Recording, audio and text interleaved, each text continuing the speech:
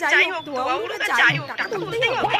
ওদিকে 100 টাকার মতো কাবাব খেলাম, 10 টাকার ফুচকা খেলাম, লেবু 4-5টা খেতে হবে এখন। আইসক্রিমটা তো দারুণ খেলে এটা 4-5টা খাওয়াই যায়। আরেকটা নিয়ম, এটার দাম নিশ্চয়ই 150 টাকা প্লেট তো হবে, এটাই 2 প্লেট খেয়ে নেবো তাহলেই 300 টাকা উঠে যাবে। না না টাকা খাওয়া যাবে না, এরপর মেন কোর্স খেতে হবে, পনিরটা খেয়ে এবার মেন কোর্স খেতে হবে। এখনো 378 টাকা বাকি, কিন্তু মেন কোর্স তো কখন দিয়ে দাঁড়িয়েছে আর কারো হচ্ছে না।